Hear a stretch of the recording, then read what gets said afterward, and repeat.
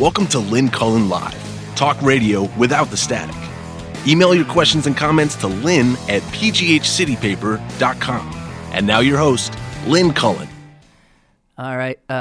Full disclosure. I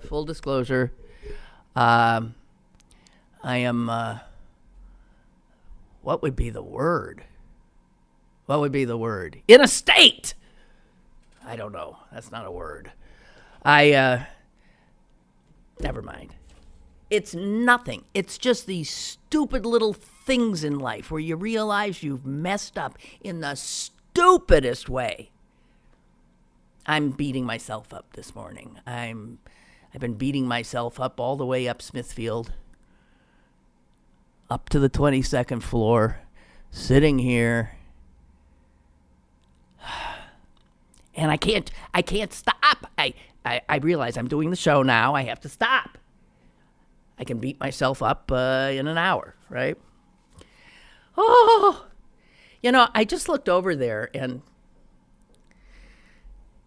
it's weird, but I'm used to a camera staring at me, but off to my right, there's this Steven. Just let him see what's there. Here's just pan it over. Just, sorry, we're going to move a second. You have him? Well, that guy is just, I don't know. First of all, he looks,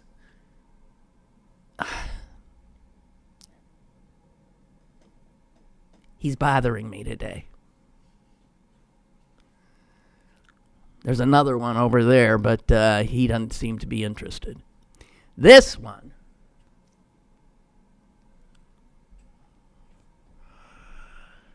Okay.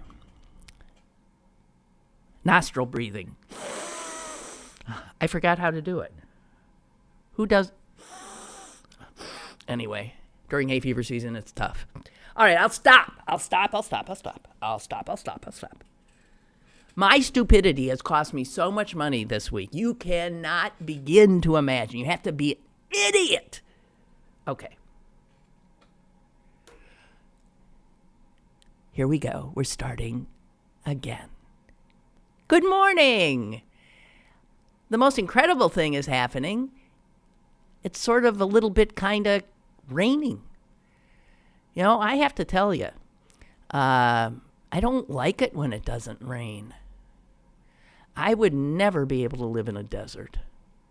As a matter of fact, when I was in the desert this summer in Israel, every single day the sky was blue.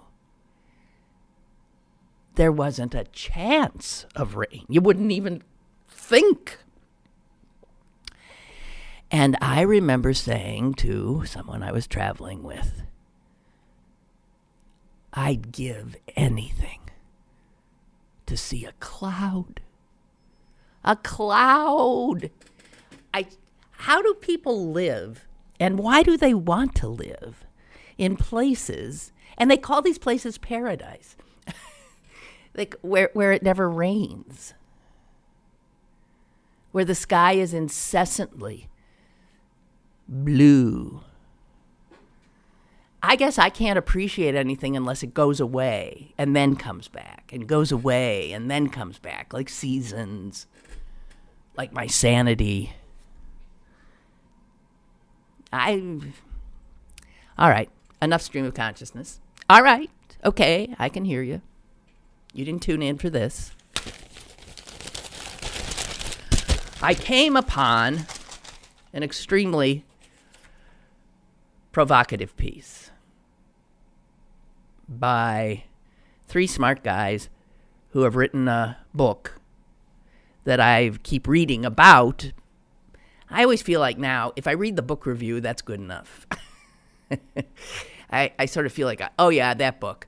But you know the guys, probably. E.J. Dionne, Norman Ornstein, Thomas Mann. No, not that one. Thomas Mann. And they've gotten together to write a book about what the hell happens to our country after the orange monstrosity exits 1600 Pennsylvania Avenue. It's called One Nation After Trump, a guide for the perplexed, the disillusioned, the desperate, and the not yet deported. So the guys have a little bit of a sense of humor, okay? But there's nothing funny in this book. This book, I can tell, doesn't tell me much I don't already know, but what it does is it pulls it together. So that if you want to feel depressed and disillusioned and desperate, you can more clearly articulate the reason for it after reading the book. So today in the Washington Post, they printed sort of a bit of an excerpt from the book, although it's sort of not. They used it but changed it around a little bit to specifically address Las Vegas and then the ensuing issue of guns. And what they say, it's why I'm not going to sit here today and talk about, oh, did you see that some Republicans are actually saying they might be amenable to actually a gun control measure. A few of them have actually said, you know, I don't think you should be able to buy one of these stock bumps. Don't you love learning new words? Stock bumps. I mean, if we've outlawed automatic weaponry, why wouldn't we outlaw a thing you can buy for not much money and then make your semi-automatic essentially an automatic? That don't make no sense. So a few of them actually said that. Whoop-de-doo. Here is, and I want to share this with you, because they explain why we can't get gun control passed. I mean, you think you know, I think I know, it's the friggin' NRA. It's more than that, because it's also why we can't get Democrats elected to the House. It's also why a lot of legislation that the American people in polls will tell you, yeah, I'm for that, doesn't get anywhere in the House and the Senate, two bodies that are supposed to represent the people, and more do not. And the term you have to keep in mind, because it is what we have, I talked about it a little bit, I think, yesterday, is that while we purport to have a democracy in this country, we do not. While we purport to live in a country in which each one of us is endowed with a vote, my vote, no different in its power than the vote of a gazillionaire. We're all equal in our ability to vote and have a voice in our government. That's not true. We talked about that yesterday. So what we have in this country now, besides a kleptocracy, an oligarchy, God knows all kinds of things, but not a democracy, is a non-majoritarian democracy, which makes no sense. A democracy is when people have a vote and the ones with the most votes win. What we're living in now is a country in which the minority wins. Increasingly, the minority wins. And what is scary about this is, as you listen to what these three smart guys are explaining, it's almost impossible to fix this. And it's going to get worse. Because it is structural, constitutional. To fix it would require constitutional amendments. To fix it would require a new constitutional convention. To fix it Now, they don't say that, but that's what I'm saying. To fix it would require us saying, you know what? What the sainted founding fathers did there at our beginnings as a country was brilliant. But it was of its time. It was brilliant for this young nation. And it now, the structure does not work for what the nation is in 2017. I'll get specific.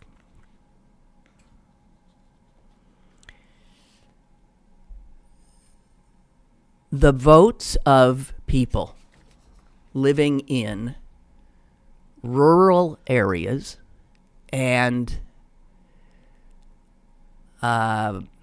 just rural areas, I think, more than any. People who do not live in cities. And people who live in those big, sparsely populated states in the West. They have so much more representation than you do. They have so much more powerful a vote than you do. And increasingly, as people who sort of vote Democrat, usually, congregate in cities, as they do, their vote becomes more and more devalued. Let's just take the gun control thing. Just take the gun control thing to illustrate it. It is known that most Americans reject the idea that we should not do anything legislatively to deal with the gun violence in this country. The majority of us. In fact, the majority of people in the Republican Party favor universal background checks. Did you know such a thing? They favor a ban on assault weapons. They favor measures to prevent mentally ill people from buying guns. By the way, a rule that the Obama administration put in place so that mentally ill people couldn't buy guns has been quietly thrown into the wastebasket by this administration. So the majority of American people, both Republicans and Democrats, they want something done. Nothing happens. After Sandy Hook, after those 20 children and 6 adults were blown away, I think we thought, didn't we? Now we can get something done. Now, people are not going to tolerate these dead children. And in fact, even our repulsive Republican senator, Toomey, sponsored legislation in the Senate that favored a more muscular background check regimen. It didn't pass. It didn't pass. And listen to this. Senators who represented 63%. Listen to this. The senators who voted for it, the bill that didn't pass, the senators who voted for it represented 63% of the population of the United States. A clear majority. But the senators who voted against it prevailed, and they represented just 37% of the population. That, ladies and gentlemen, is a democracy that ain't working. That's a non-majoritarian democracy. It is a democracy in which the minority rule.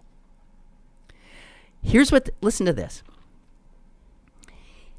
If all 50 senators, half of the Senate, if all 50 of those from the 25 smallest states, in other words, I don't mean geographically, I mean population, if half of the Senate representing the 25 smallest states of this union voted for a bill, and Vice President Pence cast the tie-breaking vote, what you would have is senators representing 16% of the American people could overrule those senators representing 84%.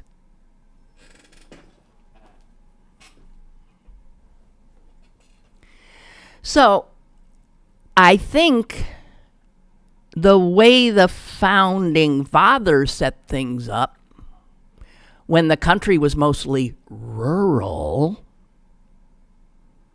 worked just fine back then for a measure of equal representation. It doesn't work at all anymore. And it will get worse. 70%, it's calculated that in 20 years, 70% of all Americans will live in just 15 states. And consequently, they will be represented by just 30 senators. Every state gets 2. 70% of the American people will live in 15 states and be represented by 30 out of 100 senators. What's wrong with this picture?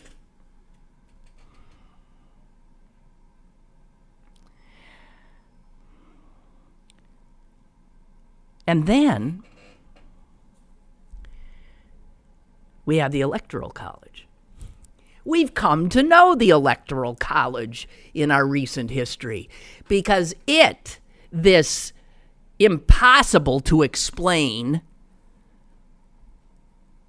nonsensical thing that I guess made some sense in 89, it don't make no sense now, right? Because we have lived through 2 presidential elections, the last one being the most recent, where the person in the White House did not get the most votes. That's not a democracy.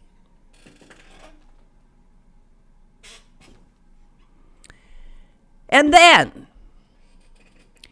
because rural voters vote Republican, and look at just the Pennsylvania state legislature, all those counties that get representation well beyond what I get living in Pittsburgh. And so Republicans take over the legislatures. And then to further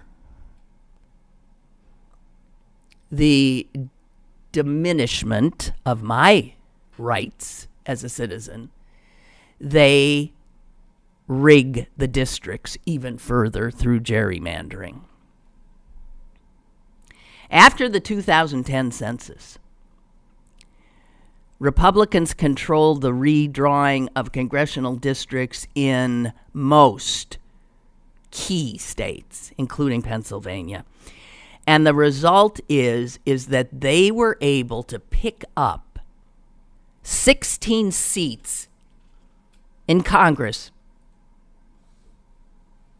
that they shouldn't have.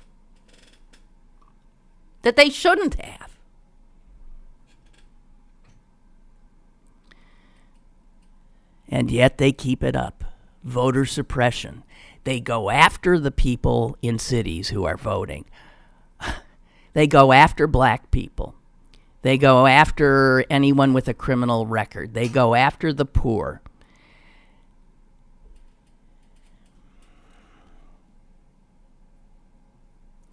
So constitutionally, how the hell do you get the Senate to be anything resembling a body that represents the interests of the American people when our Constitution gives each of the 50 states the same representation? Now, I know the House is somehow supposed to make up for that, but in our current climate, there is no way this is working. There is no way this structure works. As an urban dweller in America, in a Republican-controlled state, by and large, in a Republican-controlled country, I'd like to sue somebody under the 14th Amendment for my equal representation, because I've lost it, and so have you.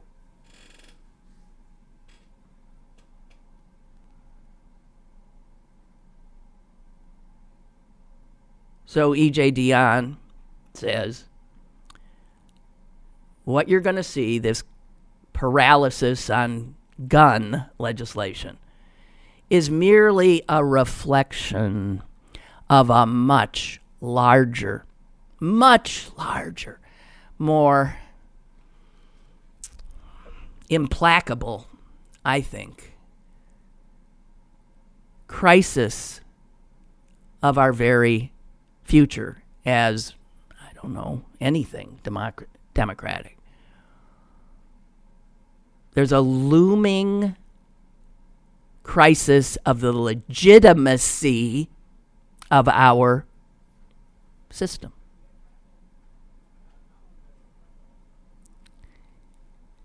When the Founding Fathers drew up their brilliant plan, they weren't dealing with America as it exists today. And if they had been, it would have been different. How could they possibly foresee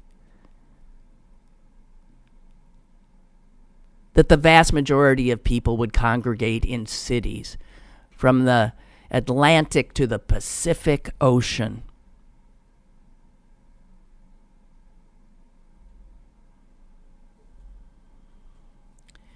So the only way we're ever going to reclaim essentially majority rule in this country is, I don't know what, through a constitutional convention. And it ain't going to happen. There ain't no way. We can't. Would any of those 50 senators from those 25 little states, would they want to see a convention like that? They've got more power than they should. And it's not going to stop. It ain't going away. So I read that this morning, and I must say, it sort of deflated me. That's not why I was in such a state, though. That was something else. It deflated me. Because we've seen it playing out time after time after time after time. And we sit and argue about the fine points of this control and that control and statutes and blah, blah, blah. Something much bigger is going on here. And it's almost like treason to suggest that our founding fathers, as brilliant as they were,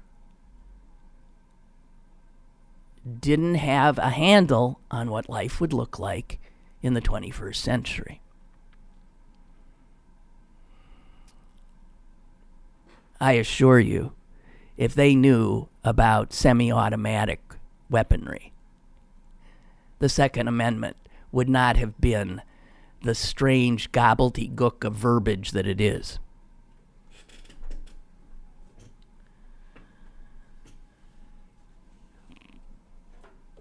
But we lack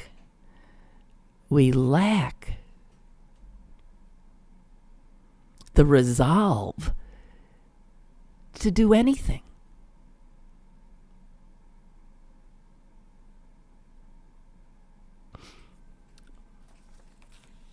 I'm sorry. We need to understand this stuff. We need to. And it's why, Congressman Tim Murphy, boy, he threw in the towel fast, didn't he? He has said, all right, this will be my last try, I won't run again, because he was afraid he'd get beat. He also was getting a lot of flack from Republicans, worried that he might cost them that seat. And so by resigning rather than seeking re-election, he has probably ensured that gerrymandered, messed up district of his will continue to be a Republican district. And if you live in that district, understand, and you vote Democratic, understand that you are being deprived of your ability to use your vote as anyone who understands how democracy works would say it should be used. Your vote doesn't count much because they manage to pull in a lot more rural areas, stay out of this closeness. Even if you're in Mount Lebanon, you're about as citified as that district is allowed to be. It's rigged. It's probably the only true thing that Donald Trump said during the campaign, that the system is rigged. He of course was the one getting where he got by the rigging. But it is rigged, and it's rigged against you. Caller, go ahead, please. Hello, caller. Hey, Lynn. John from Greensburg. Hello. Long time no speak. Hi. I've actually made this point to others in the recent past that if you want a recipe for instability and still seeing the government is illegitimate, if you want to know what the real looming threat of cultural, and economic civil war and unrest is, it's in a generation when we're going to have 3/4 of the nation living in cities, and those will be the most educated citizens on average, the most prosperous on average, the most diverse. That's going to be where the technological progress is happening, the medical progress is happening, the drivers of culture. And they're going to be, governed by a party that represents the Republican Party already represents a minority. Correct. In this nation. Right. No, how long do we really think that will stand? That can't stand forever. Yeah, but how do we get rid of it? Because, I'm sorry, but the only way to get rid of it is in fact, to alter some of the most basic parts of our Constitution. And because the Republicans control and the small states control, for instance, the Senate of the United States, there's no way to call for such a convention. It won't ever happen. Oh, I agree. I don't know how we do it then. I don't think it's going to happen without it coming to a boiling point where there's going to be a great deal of civil unrest. Or another revolution. I hope it doesn't become violent. Another revolution? Well, I think because of the fact that it's geographically distributed in such a way that it's not like a block of states adjacent to one another, such as the Confederacy was, and they don't all have a common rallying point, such as the preservation of slavery, as the Confederacy did. But instead, if the major cities just started deciding we're going to withhold our our contributions to the federal government. We're not going to support, the states that are largely empty of people and that are mostly existing on our tax dollars, federally speaking. Yep. I mean, that's the biggest irony of all this blather you hear from a lot of the red staters about personal responsibility and makers and takers. Their states, except for a handful, Texas, disproportionately, which is a petro state, right? A one industry petro state. All right, they get more in federal dollars than they kick in. They're supported by the blue states. Yeah, but John, you call and you speak facts. Where's that going to get us? Listen to this. You're right, because listen to this. I think in our current climate, facts are taken literally but not seriously. Let me tell you what's going on right now in Harrisburg. The Pennsylvania Senate is about to vote on a bill. This is it in a nutshell. That would withhold any state money from cities that do not cooperate with federal immigration authorities. In other words, they are saying if these blue cities, Philly and Pittsburgh, continue to refuse to deport their residents when we want to, we're going to refuse any state grants, any money to them. And that is a tyranny of the minority in Pennsylvania. There it is, right there. Half their bills do this kind of thing. The city decides it wants to control guns. Harrisburg, where we lack proper representation, says you can't do that. And then it becomes illegal. So we don't even have our own agency here in the city in which we live. I don't know what ends up happening. Hey, John, thank you. Thank you very much for your call. Very well. Appreciate it. Bye. Hi. And the guy who's sponsoring the bill, Senator Guy Reschenthaler, you've been seeing his name last few days. You know why? Because that's who the state Republicans want to replace Murphy. They want to run him for Congress. Oh, dear God in heaven.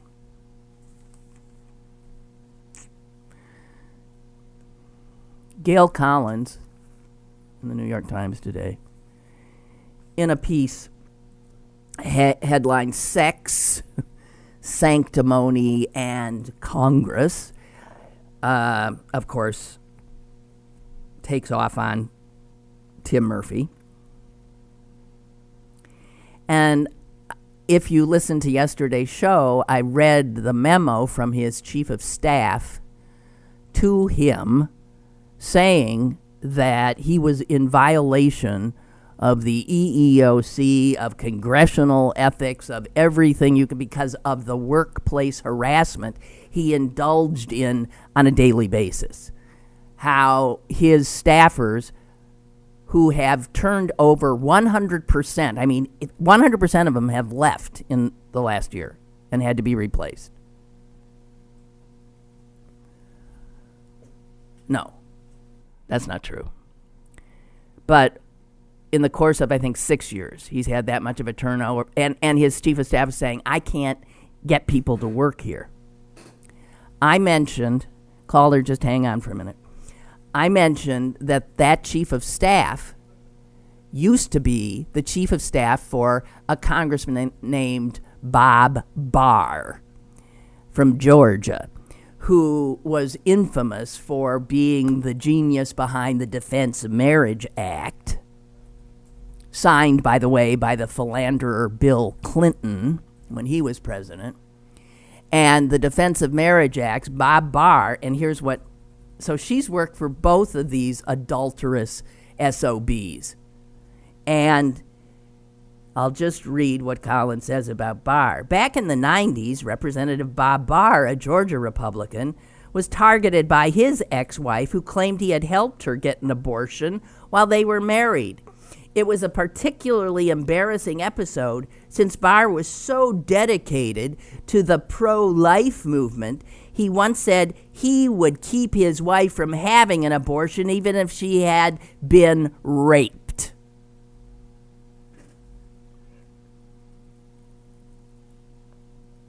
The hypocrisy, the stunning hypocrisy of these people, Republicans understand, is, well, I keep using the same word, so never mind, you fill in the blank. Caller, hi, go ahead. You there? Hello, caller? No, they went away. They're there? Caller, hey. Okay. Hello? Hello, where were you? Hello? Hello? Hello, Lynn, do you hear me? Yeah. Oh, okay, finally. What? Can you hear Finally? I've been saying hello to you for about the last minute. So have I. Well, okay. Okay, Hello. okay, I'm glad to see your phone is partially working anyway, yeah. George from Moon. Yep. Been a long time. Yep. You're looking good. Thank you. You got some new digs, new equipment. Hopefully the phone will work better. New microphones. Looking good, I'll tell you, woman. I know. Okay. I'm a The patient reason person. I'm calling is about Tim Murphy, Yeah. who is my infamous congressman from the 18th district. Well, God knows he ain't your representative because he doesn't represent you. Well, he's formally our representative, but he doesn't represent my No. values. No, I understand. Okay, so. Yeah, I was thrilled to death when I heard the final, when I saw the final shoe drop on his scandal. You know, first it was his dalliance with another PhD in psychology, who he impregnated, and that was bad enough. But then when Who was half his age, by the way, half his age. That's what I expected. Yeah, she Yeah, was, sure. Young. reproductive age, I'm sure. PhD, I guess, University of Pittsburgh. I'm not sure, but in town here anyway. Yeah. So it was the husband. It was her husband who revealed the text messages. Well, his revealed attorney demanded certain information in the course of the Revelation, divorce. yeah. And by the way, the husband, and we owe him that he's a doctor, and a friend of mine actually goes to him, and she said he is the nicest, most handsome, wonderful person, and how any woman could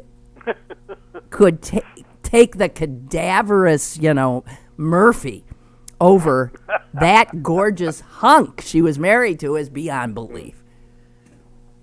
Hey, everybody has their tastes. Yeah. But I'm so glad to see him go down like this, and it's fitting for him.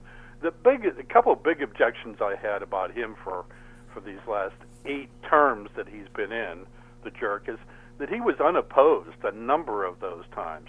Democrats just threw in the towel and gave up on trying to fight him. And so I think I'm afraid that it's going to be a weak-kneed Democrat's going to run again, and he shouldn't, because if Rushenthaler runs and gets the ticket, we're in for even worse times, okay? Well, here's what I hate to tell you this, but here's what Gail Collins says. Murphy's district is so safe that even if he hadn't resigned, he could be reelected if he eloped with a gerbil. That's great. It's fixed. Yeah, that's the trouble. It's fixed. The mentality. They picked the mentality of the voters they wanted, and they got them consistently. And when the Democrats did run, they got their butts kicked by a pretty good margin. And well, I want to. Rushenthaler, I want to remind you maybe that one of used to be a regular caller to this show, but then moved to Philly, and he's an irregular caller, a guy who named Sissy White Liberal. Sissy White Liberal, a.k.a. Tom Kovacs, he ran against Murphy. Right. He was so appalled that he threw his hat in the ring. This is a Navy veteran, smart cookie, and do you know he was so disillusioned by what happened to him, not by the Republicans, but by the Democratic Party establishment, who would not help him one bit because he wasn't coming in with money in his pocket. No, that's the sad part of this. Yep. I'm telling you, the system it ain't working. Your vote doesn't count much. You got like half a vote. That's what you got. Right. Yeah. Let me get my point across on Rushenthaler. Rushenthaler is our state senator. Okay, and he is joined at the hip with Martin Mustio, who is our state rep out here in Moon Township and used to be a supervisor, and I know him well. And these two guys are 100% Republican Party. But one little thing, Rushenthaler is a vet, I think from Iraq or Afghanistan. He's a military guy, a short little guy with a tough attitude. And he brings that kind of belligerent culture with him, to tell you the truth. I went, just out of curiosity, to a little seminar that him and Mustio held out here about concealed carry. And they brought in their NRA people. They brought in some police and everything. And they schooled the people on how to get down and get a license to do concealed carry. Rushenthaler is in the back pocket of the NRA. And I think Mustio probably is, too.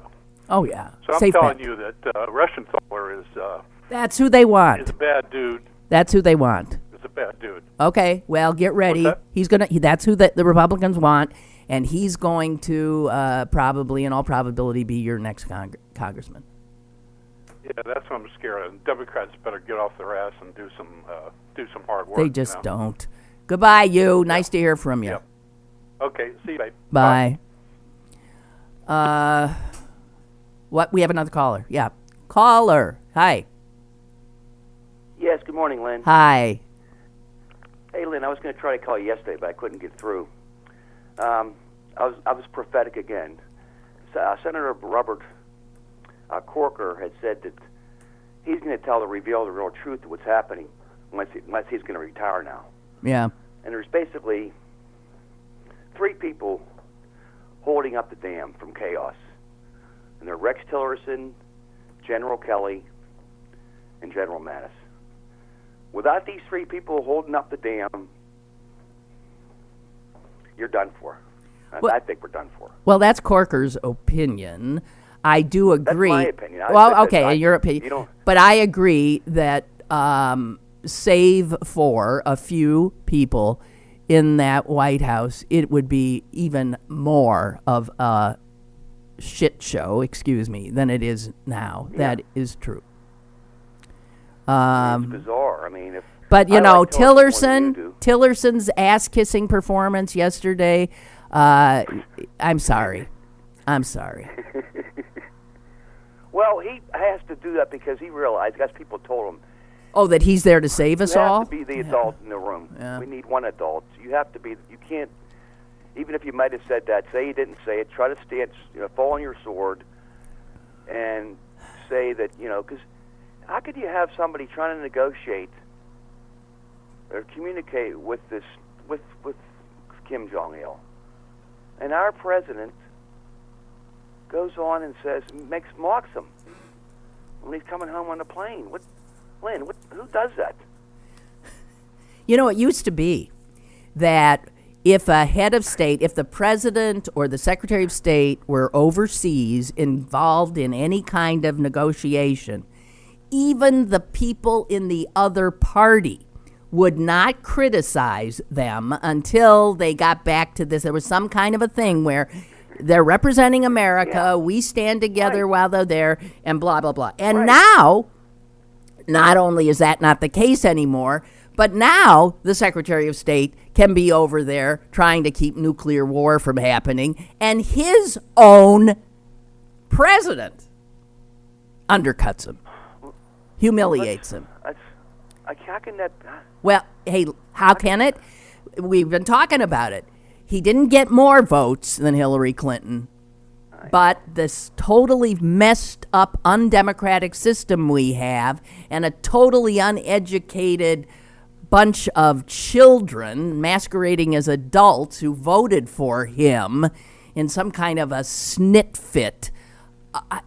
This is now what happens.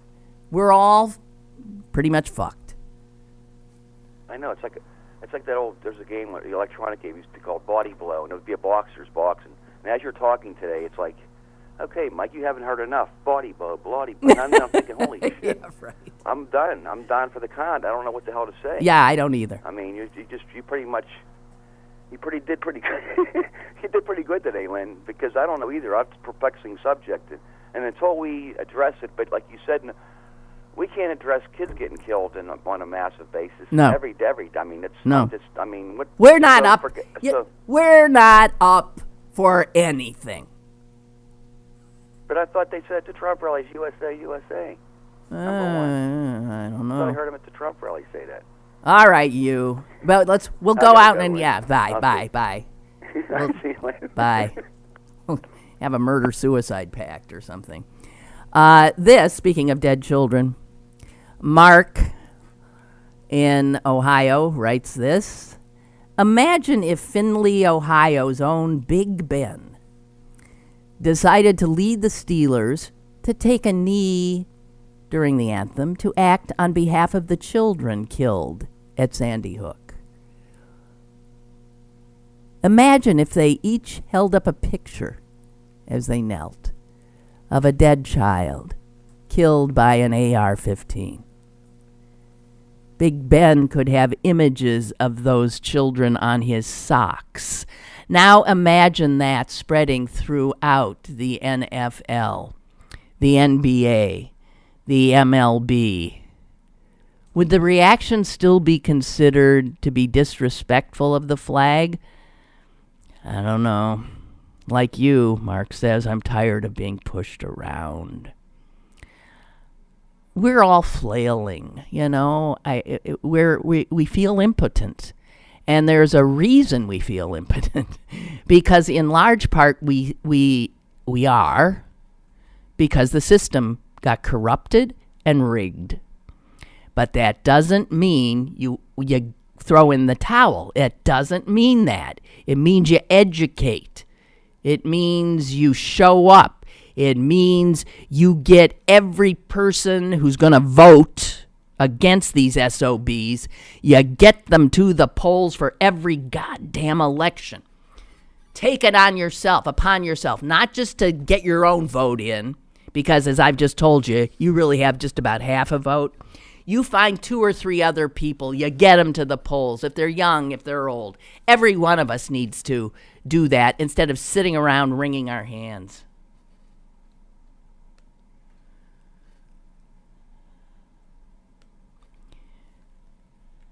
Speaking of the just total inability of the Democratic Party to win an election,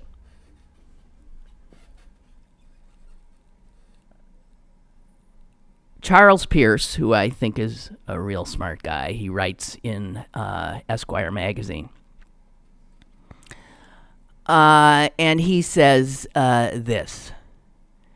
Hey guys, while we've all been watching, the latest horror du jour, let me tell you that some very progressive people are winning elections of mayors in southern cities. My God, a black guy, Chokwe Lumumba, for God's sakes,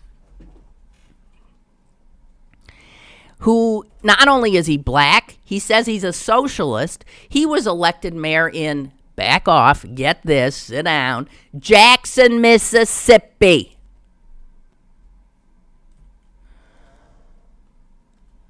Then on Tuesday, a real progressive guy, 36 years old, was elected mayor of Birmingham, Alabama. But see, these are cities.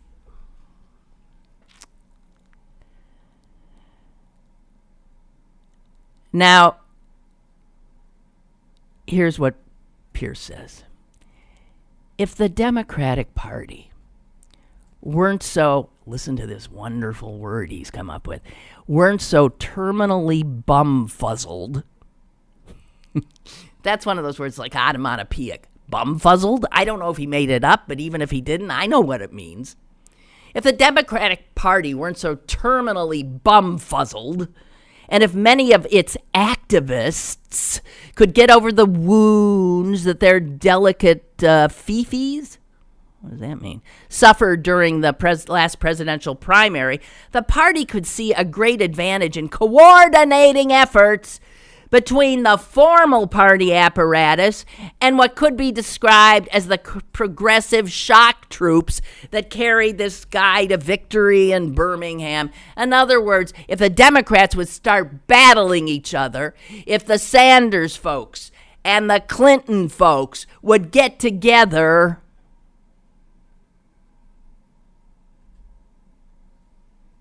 he says this, I hate to tell you. The Democratic National Committee right now is unsure what to do for the open U.S. Senate seat in Alabama. That was the seat held by Jefferson Beauregard Sessions, who is now, of course, the leading law enforcement officer of this great country. And because now the great people of Alabama only have one senator, they've got to get themselves another one. You saw who won the primary, right? A monstrosity, a dangerous clown named Judge Roy Moore, who makes Jefferson Beauregard Sessions look almost progressive. The Democratic National Committee seems to be, according to Charlie Pierce, slightly baffled about what to do as regards the race for the U.S. Senate seat in Alabama. The Democratic candidate is a guy named Douglas Jones. He's a good guy. He's a former U.S. attorney. He was a guy who went after the terrorist who bombed the 16th Street Baptist Church back in 1963. He went after him decades later. You got Roy Moore running, and the Democratic National Committee doesn't know whether to get behind the Democrat running against him? Listen to this. This is from the Daily Beast. A spokesman for the Democratic Senatorial Campaign Committee said only that they are closely monitoring the race and providing support, if necessary, to the Democratic candidate Doug Jones. The spokesman also said that the chairman of the Democratic Senatorial Campaign Committee had made a personal contribution to the Jones campaign. But meanwhile, Democratic super PACs, and I guess the Democratic Senatorial Campaign Committee, are evaluating their options when it comes to the Alabama general election. What? You got a Republican, who's insane. You've got a Democrat. And you're the Democratic Senatorial Campaign Committee. And it says this: before making any investments in the race, they first want to assess how vulnerable Moore is. The former Chief Justice has emerged from a primary, blah, blah, blah, blah, blah, blah, blah. They are looking to see if some GOP voters keep their distance from. So they're not bang all out behind the Democrat yet, because they're hoping maybe that the polls will show that even Republicans don't want more in the Senate, and they could keep their money in their pockets and not support. You can't even begin to believe what I'm saying here now. I can't believe it. And Pierce says, good God, how is this even a question supporting the Democrat? Roy Moore is a howling extremist, if that word has any meaning at all anymore. Why would the Democratic Party worry about whether or not Republicans in Alabama are going to keep their distance from their party's lunatic candidate? Get in there with both feet and don't get out until you get the Democrat elected.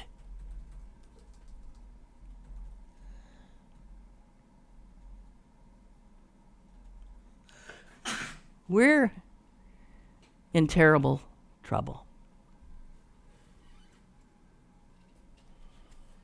I'm sorry. I probably have depressed absolutely everybody. I'm sorry. I went from rage, where I was when I walked in this room about an hour ago, to now suicidal depression. Shit. Hey, let me tell you this. No.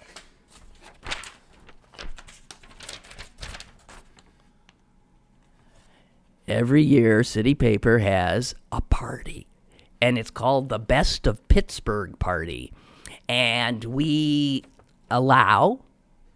so democratic here, we allow our readers to vote on, like, the best Thai restaurant, the best this and that, the best.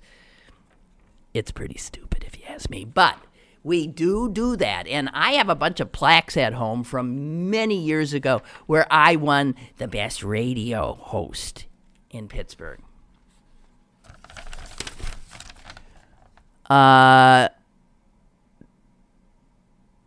This year's party is going to be at the Ace Hotel. That be in East Liberty. The all-new, trendy, totally unbelievable East Liberty. At the Ace Hotel, October 19th. You're invited. Here's the thing. 7 p.m., okay?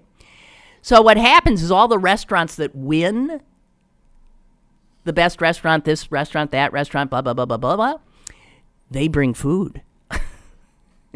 And if you come to the party, you can eat it. We've got live performances. We got a silent disco. Disco? What's a silent disco? I've heard of a silent auction, but how the hell can you have a silent disco? And anyway, if you buy, you got to buy a ticket, though. Here's the problem. You got to buy a ticket, and you do that at cooltix.com. COOLTIX. Cooltix.com. And you get $10 off the price of the ticket if you type into where they say, do you have a, what do they always call those? A something code where you get some money off. I can't think of what it is. A what? A promo. Looked like piano. A promo. So you go to cooltix.com, you get yourself some tickets to the best party on October 19th, and you enter the promo code Lynn Cullen. $10 off. Problem is, they didn't tell me how much a ticket costs. But $10, I'm worth $10 to you.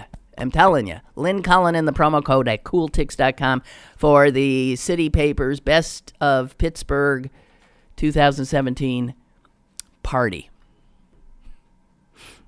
Who knows? I might see you there, huh? All right, guys. I'm sorry. Carry on. Carry on! Wonder why I'm drinking too much these days. Okay. All right. Goodbye. Goodbye. Thank you. Thank you very much. Goodbye. I'll be here tomorrow. Bye. Lynn Cullen Live, Monday through Friday from 10 a.m. to 11 a.m. and archived at pghcitypaper.com. The opinions expressed on Lynn Cullen Live are those of the host and do not necessarily reflect the viewpoints of Pittsburgh City Paper or its advertisers.